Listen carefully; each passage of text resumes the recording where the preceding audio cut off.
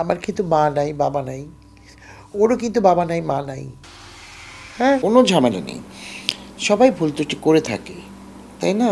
এখন আমি বড়, আমি তো ক্ষমা করেই দিব। নিচু মানুষের সাথে কাজ করছিস, আর তুমি এই লোকটার সাথে এই কাজটা করবা না, এই লোকটা তোমার ভালো চায় না। ঢালিউডের জনপ্রিয় নায়িকা অপু বিশ্বাস এবং গৌতম সাহার সম্পর্ক নিয়ে সম্প্রতি তোলপাড় চলছে।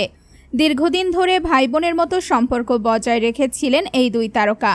ক্যারিয়ারের শুরুর দিক থেকেই অপু বিশ্বাসের পাশে একজন অভিভাবকের মতো থেকেছেন গৌতম সাহা। কাজের বাইরেও তাদের মধ্যে ছিল গভীর পারিবারিক বন্ধন, কিন্তু সময়ের সাথে সাথে সেই সম্পর্কের উষ্ণতা যেন হঠাৎ করে মিলিয়ে গেছে। এখন আর একসাথে দেখা যায় না তাদের। থাকিস, জয়কে নিয়ে ভালো থাকিস।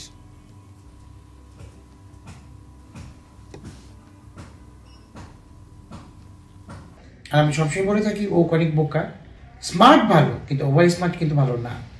একসময় আমার কাছ থেকে সব জিজ্ঞেস করে করে। গৌতম সাহা বর্তমানে বুবলিকে নিয়ে ব্যস্ত সময় কাটাচ্ছেন। অন্যদিকে অপু বিশ্বাসও নতুন নতুন প্রজেক্টে ব্যস্ত, যেখানে গৌতম সাহার কোনো উপস্থিতি নেই। বিগত কয়েক মাস ধরে দুইজনের মধ্যে এই দূরত্ব ক্রমেই বেড়ে গেছে। এক সময়ের গভীর ভাই বোন সম্পর্ক এখন শুধু অতীতের স্মৃতি। সম্প্রতি এক অনুষ্ঠানে সাংবাদিকদের সামনে গৌতম সাহার চোখ ভিজে যায় অপুর নাম শুনে। কাঁদতে কাঁদতে তিনি বলেন, জয়কে নিয়ে ভালো থাকিস অপু। শোবিজ মহলে গুঞ্জন উঠেছে, আদৌ কি এই সম্পর্কের বরফ গলবে?